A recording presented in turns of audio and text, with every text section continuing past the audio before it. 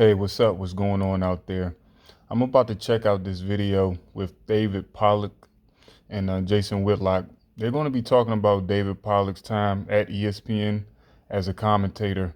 Now, I'm kind of curious to see what he's going to talk about because when he was up there, I thought he did a really good job, breaking down the games and things like that. But I'm going to check out the video and let's see what he's talking about. Been a lot of conversation around ESPN. Used to be a big part of ESPN. College Game Day, Sage Steele, big part of ESPN. Samantha Ponder. When I say rattle off those three names, those were three people that kind of let people know I'm walking this walk, and I serve Jesus. And none of you three are there anymore. And now sports have been engulfed with this. XX versus XY boys and girls sports controversy. And I was when you were at ESPN, were you feeling that pressure? Could you feel that you were in the middle of conflict and a lack of comfort being able to fully express your worldview?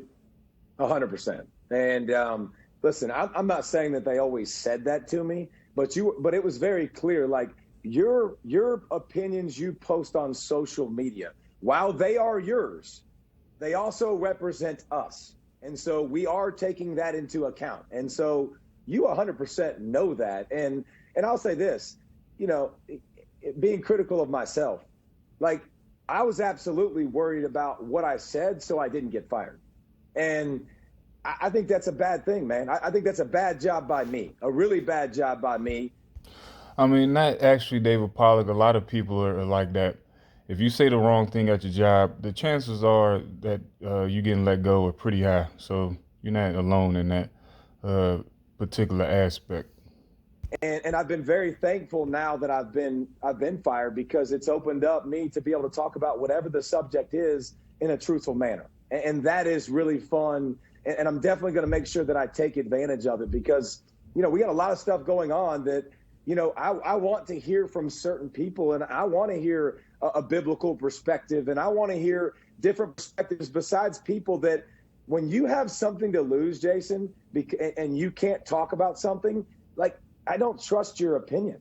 Like, you know what I'm saying? I mean, you literally, that they can't necessarily say exactly. Dan Orlovsky's a great point. Like, he said what he said, completely his beliefs, what he wanted to say, and then all of a sudden he's like, wait a minute, I take it down because I don't want to get in trouble, and I'm afraid that I'll get in trouble. So it's freeing. It's good. I wish I wasn't a coward. I wish I'd had the onions to do it when I had the opportunity when I was at ESPN.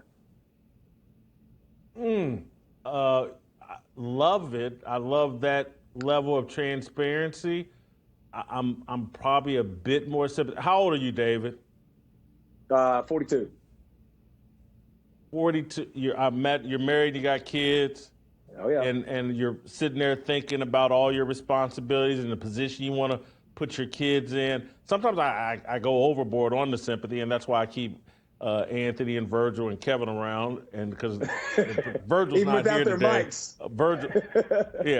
Virgil beats me up. But Anthony, your reaction to him, he's acknowledging, like, man, I didn't handle that the way that I should have, perhaps as a Christian, and he regrets that.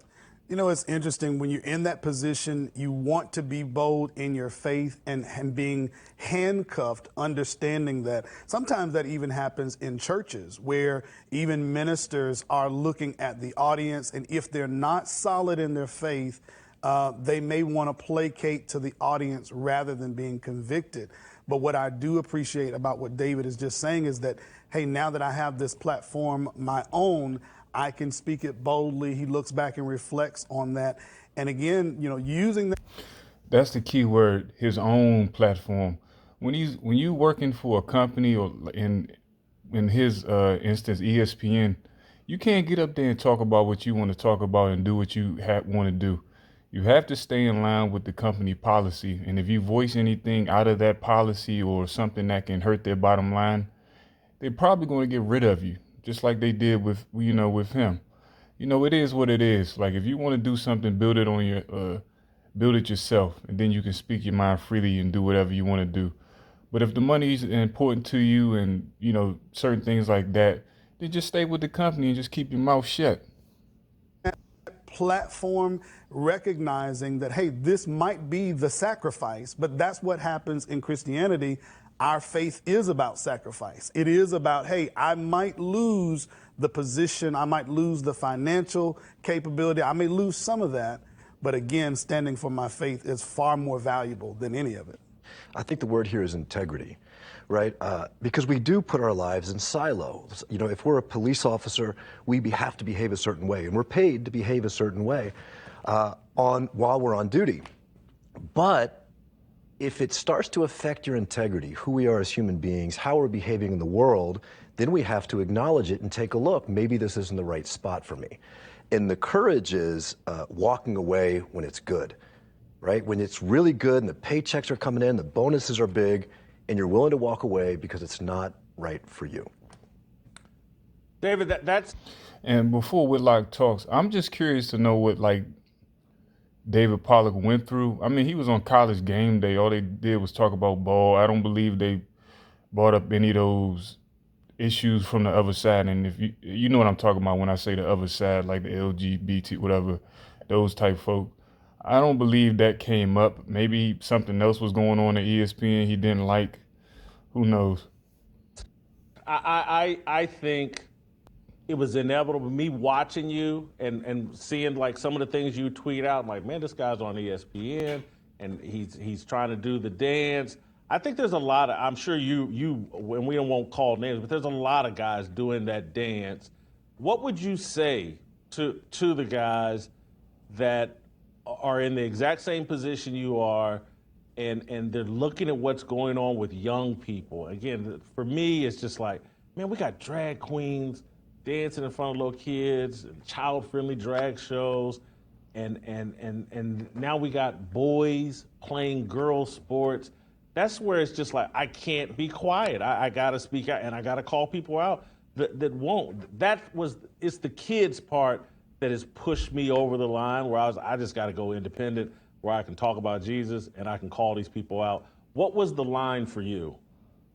Well, I think it's not just, on-air talent. I think it's actors. I think it's musicians. All these people have such a strong ability to connect to people and have a following and shoot influencers. So many people now, when we were younger, man, very few people could influence us. And now the world is so small with social media that everyone can influence everyone. And somebody in Australia can connect with you this morning. And so I think it's a different world. It's a bigger world it's a smaller world now. And so we have so many people. But here's the thing, man, what's right, what's wrong. And it's just I've had a lot of opportunities, man, since I've been done. And, a gambling company came to me and we want you to send out a series of this. And Jason, the money was really nice. I was like, dang, that would be really good.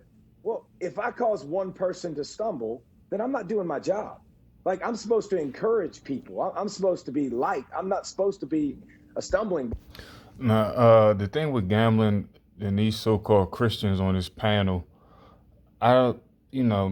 gambling, unless you're addicted to it, that could be seen as problematic. But gambling, as long as you're doing it in without it causing your life, to be in shambles or to disrupt your life, something like that, then it's just gambling. It's no big thing. Same thing with alcohol. Had an opportunity to do some stuff with our stuff with alcohol and with food companies that I don't support. I had an opportunity to work with somebody in this space, in a podcast space, and I was like, okay, is that who I want to be attached to? And so I think just being cognizant, but being okay speaking your mind, being okay with people disagreeing with you, being okay with the vitriol that comes your way for your convictions. You're going to suffer. The Bible talks about that. We're going to suffer for our faith, and that's okay. I'm going to suffer from not trying to live in the world, right? To trying to be different, and I think getting comfortable with that and understanding that some of that comes with it. but you have an opportunity, man, to change lives. And if it's worth suffering to change 2 lives and 3 lives and 4 lives, and just like with the men and the men and women's sports, like I didn't know what to say, Jason. I didn't think it was my place because I'm like, this is women's sports. Like, is this something I need to come out and say? But where are the women?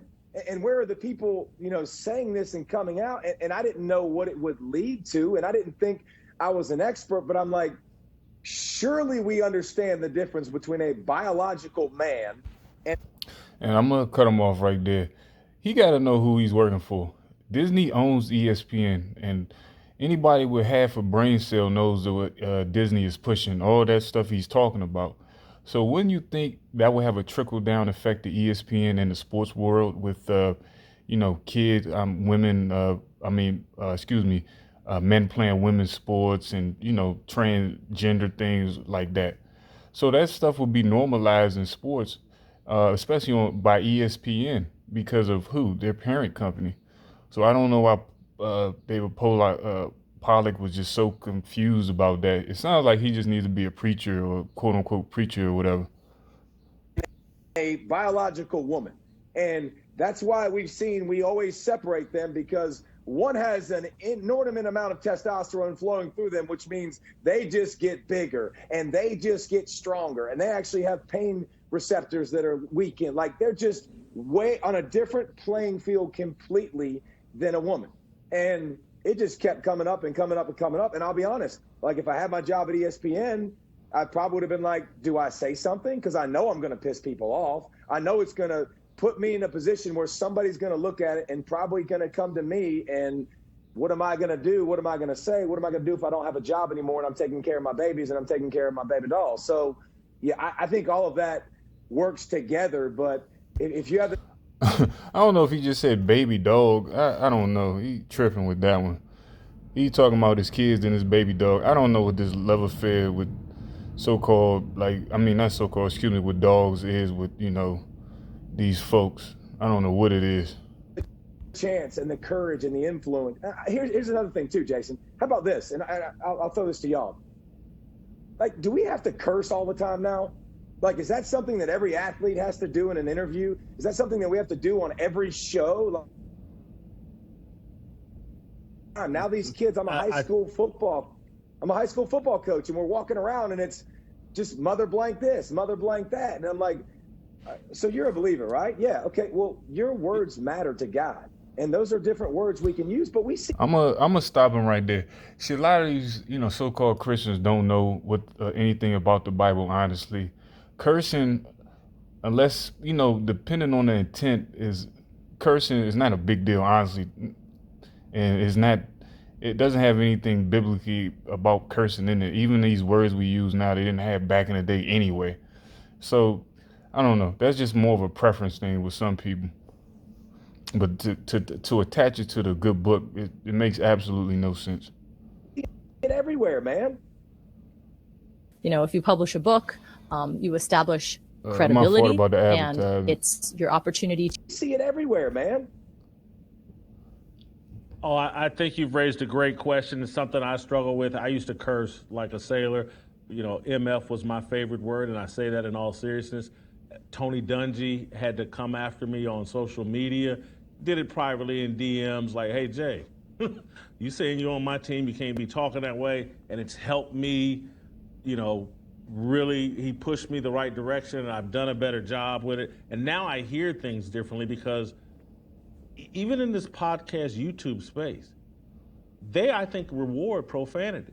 The more raw your speech is on YouTube, I think the algorithm loves it, because I'll look around at shows where and I'm like, man, they got 8,000 live concurrents listening to this, and every other word out of this guy's mouth is profane or stupid. It's not grammatically correct. And I'm like, the whole system is rigged to reward dysfunction and chaos. And you're 1,000% right. David, where I will say to you, and I want Anthony to chime in, he started out by saying that he had questions about, like, hey, it's women, and do I really have an opinion on that, or where are the women at? And my position, and again, I'm probably on the sexist pig spectrum, is that hey man, I got an opinion on everything. I'm a man. I'm in leadership.